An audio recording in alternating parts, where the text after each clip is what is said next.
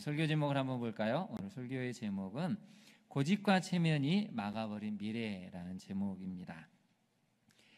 살 수 있는 미래, 새로운 희망을 줄 수 있는 미래, 다음 세대까지 다시 한번 견디고 버티며 70년 후에는 회복이 될 수 있는 미래가 눈앞에 놓여 있는데, 고집 때문에, 체면 때문에, 사람들의 시선 때문에 결국은 불순종하다가 망해버리는 우리 시드기야 왕의 이야기를 오늘 살펴보려고 합니다.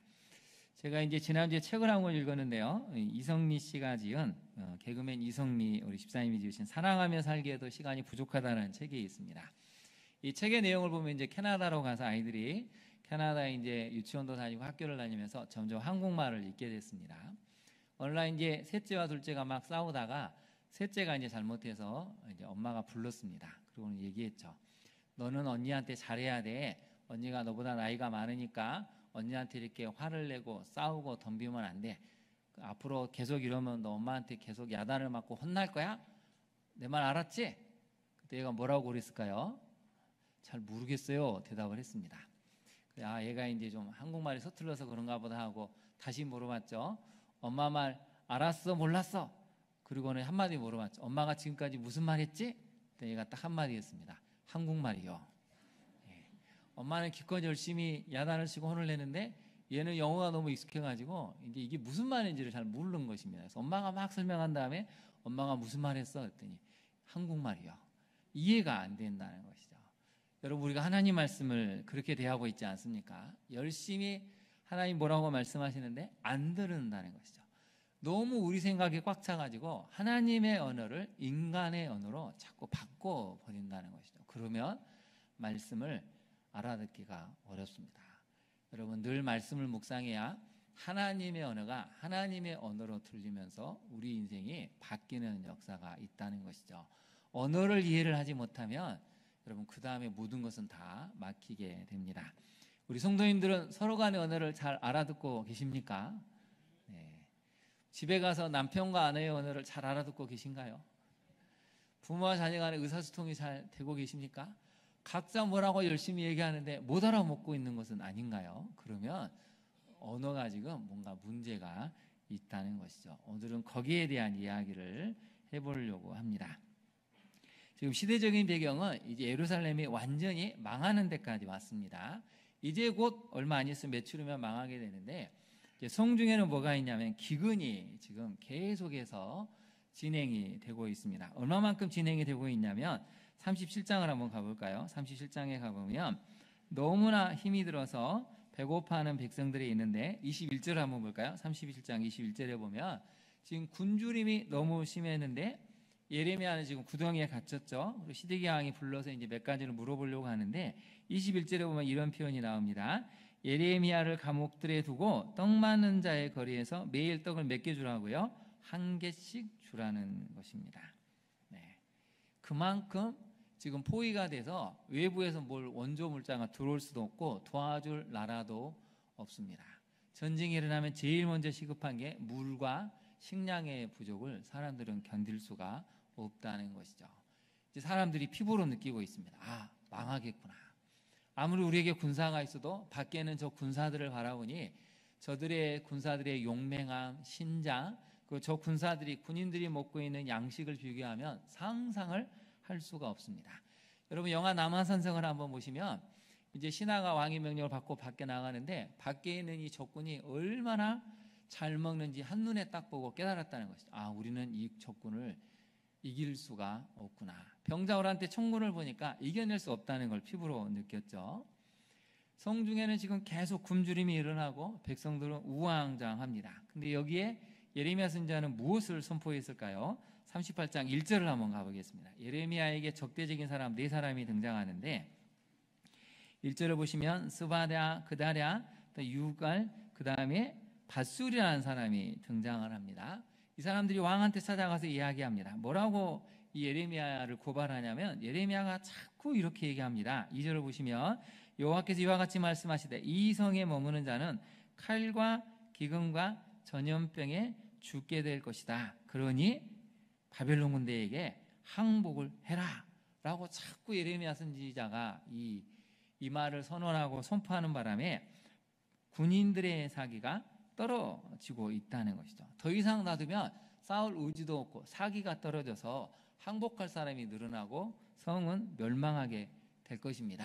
그러니 이 예레미야를 절대 가만두면 안 됩니다 하면서 4절 한번 볼까요? 이 사람 예언자 예레미야가 백성의 평안을 구하지 아니하고 재난을 구하오니 청하건대 이 사람을 죽이십시오. 죽여야 남아있는 군인들이 백성들이 용기를 내서 끝까지 저항하지 않겠습니까? 여러분, 전쟁이 일어나면 항상 강성파와 온건파가 대립을 하죠. 강성파는 뭡니까? 죽더라도 절대 저런 치욕스러운 군인들 앞에서 우리는 항복을 할 수가 없다. 그러니 명예롭게 죽자 하는 게 강성파죠. 반대로 온건파는 무엇입니까? 지금의 수치를 견디더라도 살아남는 게 중요하다. 다 죽으면 무슨 의미가 있냐? 다 죽고 아내들이, 딸들이 끌려가고 우리 어린아이들이 다 죽으면 그게 무슨 의미가 있냐? 그러니 항복을 하자라는, 항상 전쟁 중에는 이런 강경파와 온건파가 대립을 합니다. 예레미야 선지자는 지금 말씀을 통해서 항복하라고 알려주고 있습니다. 항복해야 너희가 살게 된다. 근데 여러분, 항복을 하면 무슨 일이 일어나냐면요, 시드기야 왕이 물어봤을 때 3가지를 알려줍니다. 한번 볼까요? 오늘 본문과 관련이 있는데요, 17절을 한번 보겠습니다. 왕이 수치가 있을지라도, 부끄러움을 당할지라도, 강경파에게 손가락질을 당하고 분노를 당할지라도 항복을 하면 이런 일이 일어난다는 것이죠. 17절 후반절 한번 볼까요? 하나님이 이렇게 말씀하시는데, 너가 만일 바벨론 왕이 고관들에게 항복하면 첫 번째, 내 생명이 살겠다. 이성이 불사람을 2번째 당하지 않을 것이다. 3번째, 너와 내 가족이 살게 될 것이다. 근데 항복하지 않으면 이 3가지가 반대로 간다는 것입니다. 자, 여러분이라면 항복을 하겠습니까? 수치스러워서 도저히 항복을 할 수 없으니 명예롭게 죽자, 명예로운 길을 선택하겠습니까? 네, 이게 절대 쉬운 문제가 아닙니다. 항복하자니 너무 수치스럽고 부끄럽죠. 항복을 안 하자니 죽는 것은 뻔한 일입니다. 어떻게 해야 될까요? 성 안에는 지금 기근이 너무 심해지고 있습니다. 왕이 중심을 잡아야 되는데 왕조차도 우왕좌왕하고 있죠. 이 사람을 반드시 죽이십시오 하니까 5절을 한번 볼까요? 이 시드기야 왕이 또 뭐라고 얘기하냐면, 보라, 그가 너희 손 안에 있느니라. 왕은 조금도 너희를 거스를 수 없느니라. 내가 무슨 힘이 있겠냐? 이제 곧 나라가 망할 것 같은데 너희 마음대로 해라. 그리고는 예레미야 선지자를 이 신하들 손에 넘겨주죠. 구심점이 사라졌다는 것입니다. 여러분, 혼란스러운 시대에는 분명한 구심점이 있어야 됩니다. 사람의 구심점이 있어야 되고, 그 사람을 붙드는 어떤 분명한 정신, 철학이 있어야, 어떤 기상이 있어야 이게 흔들리지 않고 항복을 하더라도 갈 수 있고 끝까지 싸우더라도 이길 수 있는 어떤 정당한 명분성을 얻게 되는데, 지금 마지막 이 예레미야 시대에 예루살렘 성은 누구도 구심점 역할을 하지 못한다는 것을 보여주고 있습니다. 그러니 백성들만 혼란스럽죠. 우리 적용을 한번 해볼까요? 첫 번째 메시지를 먼저 살펴보겠습니다. 같이 한번 읽어볼까요? 시작. 하나님 말씀이 상과 역사의 중심이 될 수 있도록 기도해야 합니다. 거기다 한번 메모를 해보실까요? 상과 역사의 중심이 될 수 있도록이라는 것은 이런 의미가 있습니다. 흐름을 알아야 한다는 것이죠. 지금 하나님이 우리에게 보여주신 흐름은 은혜인지 멸망인지 이걸 보지 못하면 죽는다는 것입니다. 여러분, 하나님 말씀이 지금 역사의 중심이 돼서 우리를 끌고 가야 되는데 말씀이 중심이 안 되니까 우왕좌왕하죠. 서로 대적합니다. 서로 내분이 일어나서 참으로 생명의 말씀을 전하는 선자를 죽여야겠다고 신하들이 들고 일어나고 있고, 백성들은 그것보다는 지금 기근 때문에 곳곳에서 죽어가는 사람이 늘어나고 있습니다. 뭔가 대책을 세워야 되는데 왕도 우왕좌왕하죠. 신하들끼리 서로 반역은 아니지만 서로 미워하고 중호하고 예레미야 선지자를 죽여야겠다고 지금 아우성을 치고 있습니다. 이럴 때 소망은 어디에 둘 수 있을까요? 그래서 여러분, 우리가 하나님 말씀이 우리 가정, 내 인생의 중심이 되지 않으면 어떤 위기가 닥칠 때 혼란스러워서 우리 스스로 넘어질 수 있다는 것이 오늘 성경이 들려주는 굉장히 중요한 메시지입니다. 그래서 여러분, 왜 이런 일이 일어나냐면 사사기를 한번 봐볼까요? 사사기가 이걸 잘 설명해 주고 있는데요. 사사기 17장 6절 말씀과 21장 25절 말씀이 명확하게 이걸 보여주고 있습니다. 그때는 이스라엘의 왕이 없었으므로 사람마다 자기 소견에 옳은 대로 행하였더라. 21장 25절 말씀을 같이 한번 공독해 볼까요? 그때에 이스라엘의 왕이 없으므로 자기의 소견에 옳은 대로 행하였더라. 제멋대로 자기 생각대로 했다는 것이죠. 왜 그렇습니까? 왕이 없으니까. 여러분, 이 일이 일어난 것은 사사기를 한번 읽어보시면 사사기 마지막 장은 너무 끔찍합니다. 전무후무한 악행이 벌어지고 폭력이 벌어져서 내전이 일어나서 베냐민 지파가 거의 몰살당할 지경까지 이르렀다는 것이죠. 그때가 모세의 손자 아론의 손자가 생존했을 때였습니다. 가나안 땅에 들어간 지 얼마 되지 않아서 끔찍한 서로 죽고 죽이는 내전이 발생을 했는데 이유는 딱 한 가지죠. 이스라엘에 왕이 없었기 때문입니다. 하나님이라는 왕을 모시지 않으니까, 왕이 명령한 대로 순종하지 않으니까 말씀을 벗어나니 음란이 일어나고, 음란 때문에 폭력이 일어나고, 폭력이 일어나니까 끔찍한 살인이 일어나서 내전까지 가버리는 것이 순식간에 일어났다는 것이죠. 여러분, 마지막 때일수록 하나님 말씀이 우리의 삶에, 우리 대한민국의 역사에 중심이 되지 않으면 우리도 이런 비참한 사사기의 결말을 쓸 수 있다고 성경은 명확히 경고를 하고 있습니다. 말세에는 어떤 일이 일어날까요? 너무나 많이 살펴봤지만 한 번 더 살펴보겠습니다. 디모데후서 3장 1절과 3절 말씀을 한번 볼까요?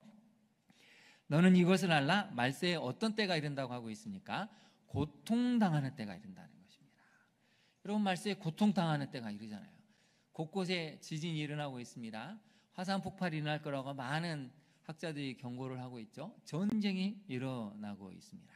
어떤 지역은 가뭄 때문에, 어떤 지역은 폭우 때문에, 홍수 때문에, 토네이도 때문에 전 세계가 몸살을 앓고 있습니다. 여러분, 마지막 때는 평안한 때가 아니고요, 고통당하는 때입니다.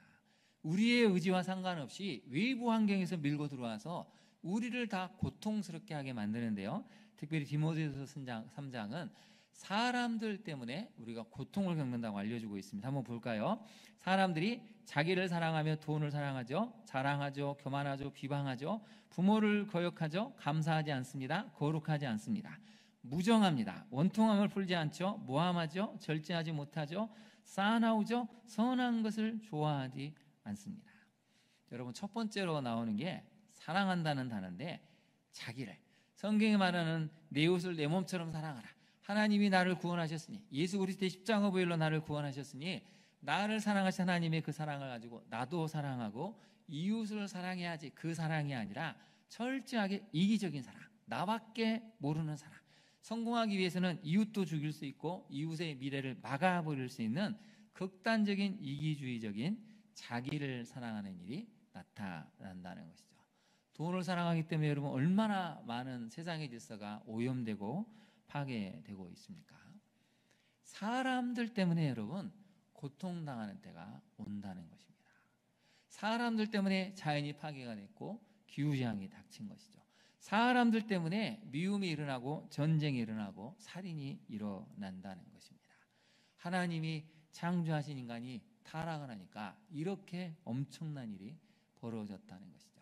말씀이 삶의 중심, 내 인생의 중심이 안 되니까 이렇게 고통스러운 때가 순식간에 지금 우리와 우리 다음 세대를 위협하고 있다는 것입니다. 적용을 한번 해볼까요? 여러분, 마지막 때가 가까울수록 사람들이 각자 자기 속에 옳은 대로 행하는 것을 알고 있습니까?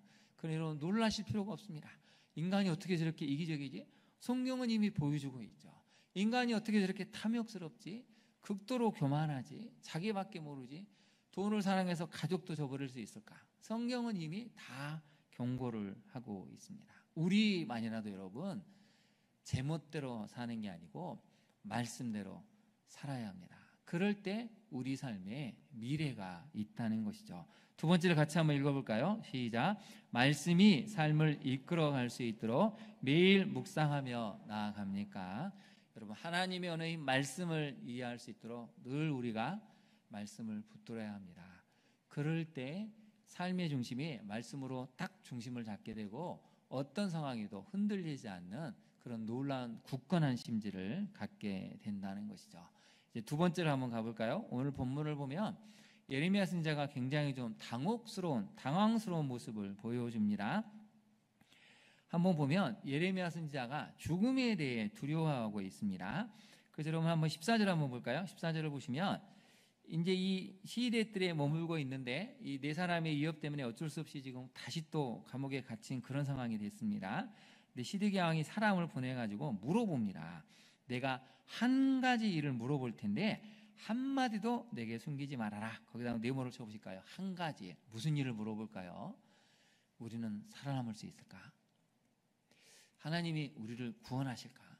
지금 상황을 보니까 우리는 완전히 멸망하기 직전인데 혹시 너한테 좀 희망의 말씀을 주신 건 없느냐? 이걸 물어보고 싶다는 것입니다. 그래서 한마디도 내게 숨기지 말아라 라고 했는데 예레미야가 먼저 이 얘기를 하죠. 먼저 이 말을 하는데 5절을 한번 볼까요?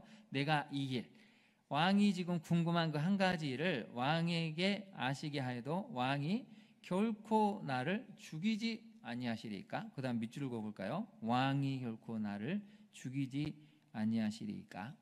무슨 얘기입니까? 내가 이 궁금한 일을 알려주면 나를 죽이시진 않겠습니까? 나를 살려달라는 표현이죠.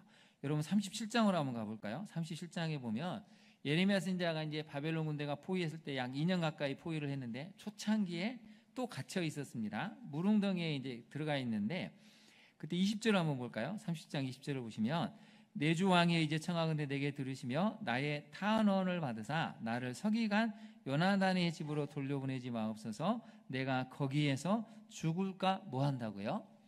두려워하나이다. 거기다 밑줄을 그어보시죠. 거기에서 죽을까 두렵습니다. 아니 선지자라면 여러분 순교를 각오해야 되는 거 아닙니까? 선지자라면 하나님의 이름을 위해서 정말 멋있게 예언을 한 다음에 사람들이 돌을 던지고 칼이 목에 들어와도 기꺼이 죽어야 되는데 어찌된 일인지 예레미야 선지자는 두려워하고 있습니다. 그런데 그럼 26장으로 한번 가볼까요? 26장은 또 다른 모습을 보여주는데요. 26장은 여호야김 왕이 다스릴 때 11년 전에는 아주 달랐습니다. 왜 그러냐면 26장 여러분 14절을 한번 볼까요? 14절에 보시면 예언을 한 다음에 이렇게 큰 소리를 칩니다. 보라 나는 너희 손에 있으니 너희 의견에 좋은 대로 옳은 대로 해라. 이 얘기는 나를 죽여도 상관이 없다는 것입니다. 죽일 테면 죽여보십시오. 나는 하나님 말씀을 선언했기 때문에 죽는 것도 두렵지 않습니다 라고 선언했습니다. 근데 여러분 11년이 지나니까 예레미야는 지금 어떤 사람이 되었습니까? 죽음 앞에 두려워지고 있다는 것이죠. 살려달라고 왕에게 호소를 하고 있습니다. 우리가 알던 예레미야 선지자의 모습과는 너무 다른 거 아닌가요? 그래서 여러분 우리가 두 번째 메시지를 한번 살펴봐야 되는데요. 두 번째 메시지를 한번 볼까요? 예레미야처럼 긴 세월 사람들의 배척과 핍박, 조롱으로 무엇이 무너질 수 있다고요? 마음이 무너질 수 있습니다. 그 다음 밑줄을 그어보실까요? 마음이 무너질 수 있다. 아예 네모를 쳐오시죠.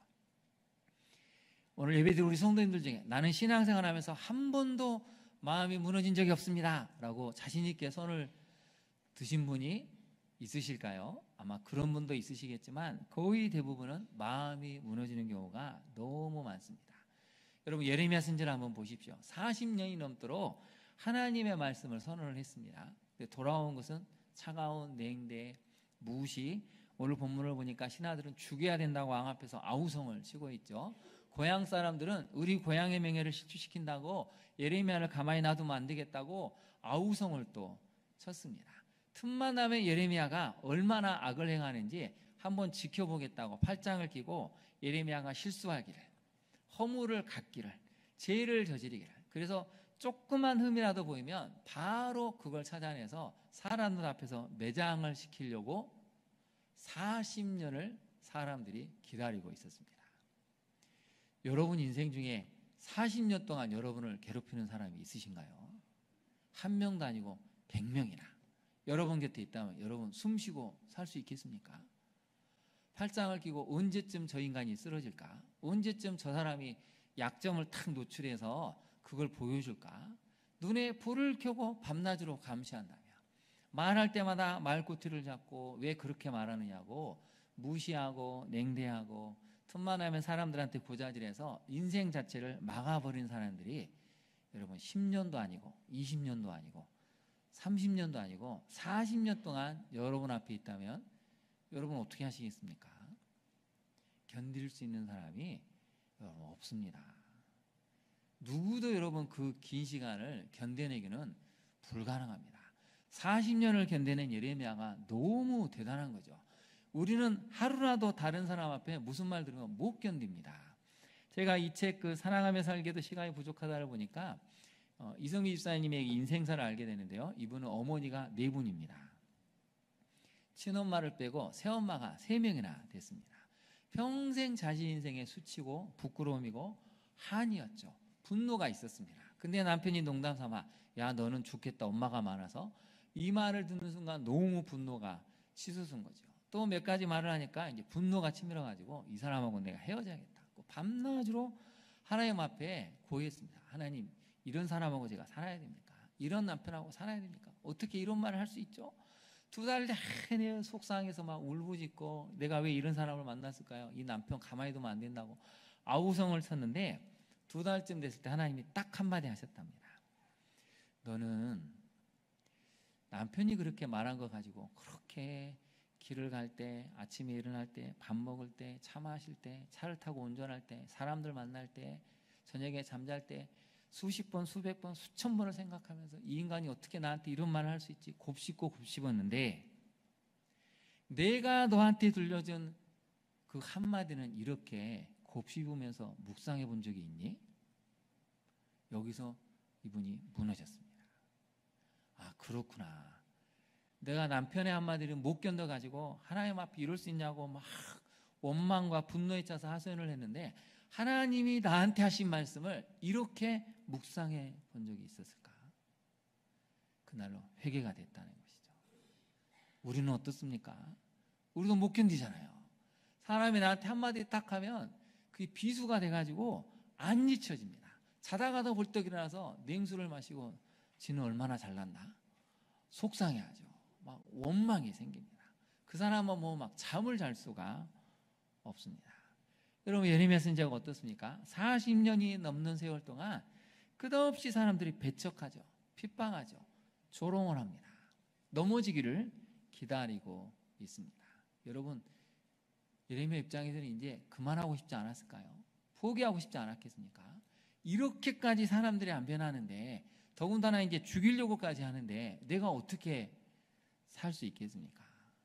예레미야 선지자가 이제 버티는데 한계가 왔다는 것이죠. 여러분 우리도 인생을 살다 보면 마음이 무너질 때가 있습니다.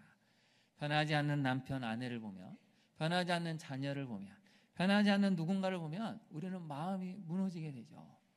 언제까지 참아야 됩니까? 이제 마음이 무너지면 여러분 다 무너지게 되죠. 마음이 무너지면 이제 버텨낼 재간이 없습니다.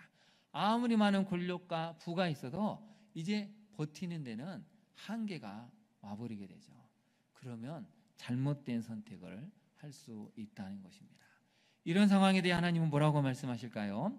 열왕기상 19장 7절을 한번 보겠습니다. 열왕기상 19장 7절을 보시면 엘리야 선지자가 갈멜산에서 큰 승리를 거뒀습니다. 기도해서 하늘에서 불이 내려왔죠. 재물을 태우고 바알과 아세라 선지자를 잡아서 그들을 하나님 앞에서 처단을 했습니다. 그리고 무릎 꿇고 기도해서 큰 비가 내렸죠. 하나님의 살아계심을 불과 비로 증명해낸 사람이 엘리야 선지자입니다. 근데 바로 이세벨 선지자가 사람을 보내서 내일 이맘때까지 내가 너를 살려두면 정말 왕이 아니다, 왕비가 아니다라고 위협을 하니까 놀래가지고 도망을 갔습니다. 그럼 하나님한테 한탄하죠. 왜 내가 이런 고통을 겪어야 됩니까? 왜 나만 이런 고통을 겪어야 됩니까? 차라리 나를 죽여주십시오. 여러분 불과 며칠 전만 해도 불과 비를 내리게 했던 위대한 선지자가 며칠 후에 이렇게 사람이 무너져 버린 것이죠. 차라리 나를 주십시오. 죽여주십시오. 제가 살아서 무슨 의미가 있습니까? 여러분 그런 엘리야 선지자를 하나님이 어떻게 했을까요? 까마귀를 보내서 떡과 고기를 먹이시죠. 한번 볼까요? 19장 7절 말씀 한번 같이 읽어보겠습니다. 시작. 주님의 천사가 두 번째 와서 그를 깨우면서 말하였다. 일어나서 먹어라. 갈 길이 아직도 많이 남았다. 내가 갈 길을 당하지 못할까 하노라. 하나님은 야단치시지 않습니다. 아니 너 아직도 나를 못 믿어? 아니 내가 너 원하는 대로 불을 내려줬잖아. 너가 기도하니까 내가 비를 내려주는데 왜 나를 못 믿고 이렇게 죽여달라고, 이게 말이 돼? 너가 지금 선지자가 돼가지고 이 모양밖에 안 돼? 이렇게 야단치시는 게 아니고 어루만지시죠. 먹여주십니다. 그리고 뭐라고 말씀하시죠? 일어나서 먹으라고. 갈 길이 아직도 많이 남았다고. 여기서 너 쓰러지면 안 돼. 너가 갈 길이 많이 남아있는데 여기서 너가 마음이 무너지면 안 된다. 그러니 일어나라고. 이게 여러분 하나님의 마음입니다. 오늘 예배드린 우리 성도님들 무엇 때문에 마음이 무너지셨습니까? 어떤 것 때문에 마음이 무너지셨나요? 그 사람 때문입니까? 그 환경, 옛날이나 그 사건 때문에 여전히 마음이 무너져 있으십니까? 하나님 뭐라고 말씀하시죠? 일어나라고 하십니다. 일어나서 먹어라. 저 같으면 이렇게 썼겠죠. 하나님 이거 좀 바꿔야 됩니다. 일어나서 기도해라. 이래야 될 것 같은데 하나님 뭐라고 말씀하시죠? 일어나서 먼저 먹으라는 것입니다. 체력을 보충해라. 기력을 보충하고 힘을 내라는 것입니다. 여러분 마음이 무너진 사람들에게 다른 게 필요한 게 아닙니다. 안아주고 잘 먹여주고 잘 잘 수 있도록 보살펴줘야 합니다. 그 다음에 일어나서 정신을 차리고 갈 수 있는 것이죠. 하나님 오늘 우리에게 분명히 말씀하십니다. 갈 길이 아직도 많이 남았는데 너가 이렇게 마음이 무너지면 어떻게 가겠니? 무너진 마음 추스리고 다시 마음을 다잡고 일어서라고 말씀을 하십니다. 이 하나님의 말씀을 여러분에게 주시는 말씀으로 받아들이시기를 소망합니다. 여러분 우리가 이번 한 주에 해야 될 일이 있습니다. 옆에 분 한번 바라보실까요? 그리고 축복해 보시죠. 갈 길이 많이 남아 있습니다. 일어납시다. 예, 약속을 하시죠. 제가 이번 주에 커피 한 잔 사겠습니다. 예. 성경적인 적용입니다. 성경적인 적용. 여러분 일어나서 먹으라고 하시잖아요. 먹으라고. 먼저 먹어야 된다니까요. 잘 먹어야 힘을 내서 가지 않겠습니까? 아픈 사람한테 엄마들이 제일 먼저 하는 일이 뭐죠? 미음을 써서 먼저 먹이는 것부터 합니다. 일어나. 먹어야 힘을 내지. 우리 어머니들 얼마나 지혜로운지 모릅니다. 미움을 써가지고 지쳐있는 아들, 딸에게 먼저 일어나서 먹으라고 힘을 차려야 하지 않겠냐고. 이게 하나님의 마음이라는 것이죠. 너무나 많은 사람들이 마음이 무너져서 갈 길을 못 가고 중간에 쓰러진 사람이 참 많습니다. 여러분 다시 한번 그 하나님을 기억하고 일어서야 합니다. 고린도전서 1장 3절에서 4절 한번 볼까요? 그래서 성경이 이렇게 말씀하는데요. 찬송하려다 그는 우리 주 예수 그리스도의 하나님이시요 자비의 아버지시요 모든 위로의 하나님이시며 우리의 모든 환난 중에서 우리를 위로하사 우리로 하여금 하나님께 받는 위로로서 모든 환난 중에 있는 자들을 능히 어떻게 하신다고요? 위로하게 하시는 이시로다. 그럼 위로는 하나님이 주실 수 있습니다. 또한 믿는 성도들이 하나님의 마음을 가지고 위로할 수 있습니다. 이 위로의 하나님을 만나야 합니다. 적용해 볼까요?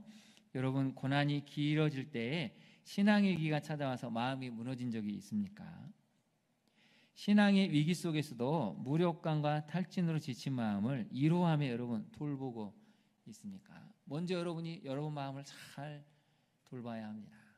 여러분이 먼저 여러분 마음을 잘 하나님 앞에 아뢰고 잘 돌봐야 내가 일어설 수 있고 마음이 무너진 사람을 도와줄 수 있다는 것이죠. 이 한 주간 먼저 여러분의 마음을 잘 돌보시고 보살피시고 잘 일어나시고 잘 드셔서 다시 한번 하나님이 말씀하신 갈 길이 아직 먼데 그 갈 길을 가기 위해서 일어설 수 있는 우리 성도님들이 되시기를 바랍니다. 이제 세 번째를 한번 살펴볼까요? 세 번째 같이 한번 주제 제목 같이 한번 읽어보겠습니다. 금강석 같은 고집과 아집 체면이 결국 자신과 가족 공동체의 파멸을 불러옵니다. 시드기야 왕이 이제 느꼈습니다. 아, 이제 우리는 망하겠구나. 그래서 한 가지를 물어본다는 것이죠. 그전에도 여러분 1년 전에도 물어봤습니다. 37장 17절을 가보실까요? 시드기야 왕이 뚜껑 씌운 웅덩이에 이게 갇혀 있었을 때 사람을 보내죠. 그리고 왕궁에서 그에게 비밀이 물어봅니다. 그 다음 동그라미를 쳐보실까요? 비밀이라는 단어가 나오죠. 몰래 물어봤다는 것입니다. 신하들의 시선이 무섭고 사람들이 또 왕이 예레미야를 불렀네, 왜 불렀을까, 이런 시선들, 수군거림이 무서워서 비밀이 아무도 모르게 물어봤죠. 하나님께로부터 받은 말씀이 있느냐 알려줬는데 1년 전에 안 들었습니다. 이제 나라가 망하기 며칠 전에 또 불러봅니다. 불러가지고 물어보죠. 내게 한 가지를 물어볼 텐데 한마디도 내게 숨기지 말아라. 그래서 여러분 16절도 한번 볼까요? 시드기야 왕이 비밀이 예레미야에게 맹세했죠. 거기다 한번 동그라미를 쳐보실까요? 비밀인데 여러분 놀라운 이야기가 나옵니다. 우리에게 이 영혼을 지으신 여호와께서 살아계심을 두고 맹세한다. 너를 죽이지 않겠다고 이야기를 합니다. 너의 생명을 찾는 그 사람들의 손에도 넘기지 않겠다고 하죠. 여러분 그러면 여기서 질문을 해봐야 됩니다. 우리에게 이 영혼을 지으신 여호와께서 살아계심을 두고 맹세한다는 걸 보면 시드기야 왕은 하나님을 믿었습니까? 안 믿었습니까? 믿었을까요? 안 믿었을까요? 믿긴 믿는데 반만 믿었다는 것이죠. 우리 영혼을 지으신 창조하신 하나님을 믿긴 믿는데 악을 행하느라 하나님을 반만 믿고 반은 우상 숭배를 믿느라고 반쪽짜리 신앙을 가지고 있었다는 것이죠. 예레미야 선지자가 뭐라고 얘기했죠? 항복하면 세 가지가 주어지게 되고 항복하지 않으면 세 가지가 반대로 진행이 됩니다. 그러니 제발 좀 항복하십시오. 항복하는 게 왕이 살고 왕의 아내들이 끌려가지 않고 자녀도 살 수 있다고 그렇게 예언을 했는데 19절 한번 볼까요? 19절에 놀라운 표현이 나오죠. 같이 한번 읽어보겠습니다. 시작. 시드기야 왕이 예레미야에게 이르되 나는 갈대인에게 항복한 유다인을 두려워하노라. 염려하건대 갈대인이 나를 그들의 손에 넘기면 그들이 나를 조롱할까 하노라 하는지라. 미리 포로로 끌려간, 이미 포로로 끌려간, 그리고 이미 항복한, 성 안에서도 이제 예레미야 선지자의 말을 듣고 항복한 사람들이 있었던 것 같습니다. 그 사람들이 나를 보면 뭐라고 생각하겠니?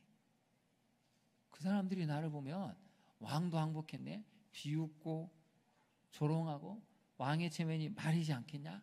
그래서 나는 그게 너무 두렵다는 것입니다. 여러분 거기다 한번 메모를 해볼까요? 두려워하다는 것은 체면을 의식한다는 것이고 시선을 신경을 쓴다는 것입니다. 체면과 시선이라고 한번 써보실까요? 여러분 어떤 게 중요한 겁니까? 고집을 부려서 완전히 나만 망한 게 아니고 자식들의 미래가 다 사라져버리는 그게 중요합니까? 지금은 당장 수치스럽고 부끄럽고 창피하지만 이 수치의 시간, 고난의 시간을 잘 견뎌서 나도 살고 우리 자녀가 살아서 10년, 20년, 70년 후에는 우리 다음 세대가 다시 새롭게 번성될 수 있는 그게 더 중요합니까? 머리로는 이게 더 중요하죠. 마음은 못 견딘다는 것입니다. 내가 어떻게 그런 수치를, 내가 어떻게 그런 조롱을, 내가 어떻게 그런 사람들의 시선을 견뎌? 못 견디겠다는 것이죠. 내 자존심이 절대 용납이 안 된다는 것입니다. 내가 너의 말은 알겠는데 나는 내 체면이 중요해. 사람들이 나를 뭘로 생각하겠어? 사람들이 왕이 돼가지고 항복을 해내. 이러면 내가 도대체 얼굴을 어떻게 들고 다니겠냐? 못하겠다는 것입니다. 쓸데없는 고집, 전혀 불필요한 고집을 부려서 여러분 결국 어떻게 됐을까요? 다 예레미야 선지자가 예언한 대로 아들들이 눈앞에서 죽고요, 왕은 두 눈이 뽑힌 채로 끌려가고 아내들도 살아남은 자녀들도 다 끌려갑니다. 누구를 위해서 고집을 부리는 것입니까? 누구를 위해서 사람들의 시선에 그렇게 무서워하고 두려워하죠? 그것 때문에 결국 미래가 없어져 버렸다는 것입니다. 여러분 제목을 다시 한번 볼까요? 제목을 보시면 고집과 체면이 뭘 막아버렸다고요? 미래를 막아버렸다는 것입니다. 우리는 하나님 앞에 내세울 게 하나도 없습니다. 권력을 주신 것도 하나님이시고 부를 주신 것도 하나님이시고 학위와 명예를 주신 것도 하나님이시라면 그걸 가져가신 이도 하나님이시라면 뭘 그렇게 우리가 부끄러워하겠습니까? 내려놓으면 살 수 있습니다. 저를 한번 따라해 보실까요? 내려놓으면 살 수 있습니다. 여러분, 내려놓으십시오. 내려놓아야 됩니다. 그러니까 사람들의 시선은 얼마 안 갑니다. 다 잊어버립니다. 그동안 내가 치열하게 살아남으면 10년 후 10년 후에 또 내 인생의 상황이 반전이 되죠. 나의 고집과 체면 때문에, 아집 때문에 우리 자녀의 미래를 막아버리지 않기를 하나님은 간절히 원하고 계십니다. 이제 올해가 얼마 남지 않았습니다.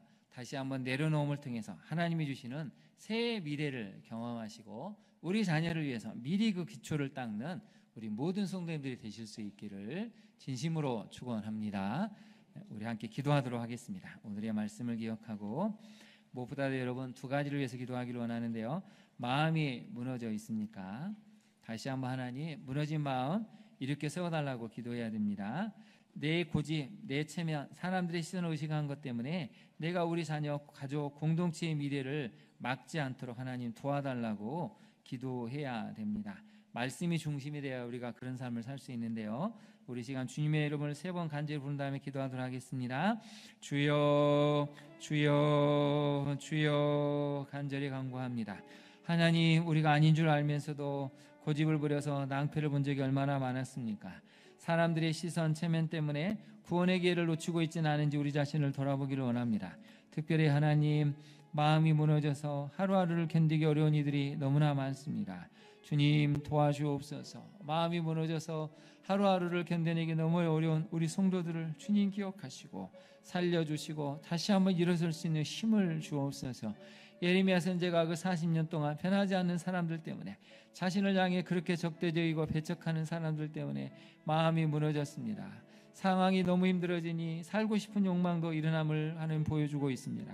우리도 예레미야 선지자가 다르지 않음을 깨닫고 하나님 앞에 나와 우리의 아픈 마음을 아뢰고 우리의 상처난 마음을 아뢰고 다시 한번 일어설 수 있는 힘을 허락하여 주옵소서. 우리 마음을 어루만져 주시는 하나님 때문에 다시 한번 일어설 수 있는 우리가 되기를 원합니다. 지금의 고난의 시기, 어려움의 시기를 잘 통과하여 10년, 20년 후에는 새로운 미래를 써갈 수 있는 우리 가족이, 자녀들이, 우리 모든 공동체 구성원들이 되게 하여 주옵소서. 그렇게 하실 주님을 찬양하며 예수님 이름으로 기도합니다.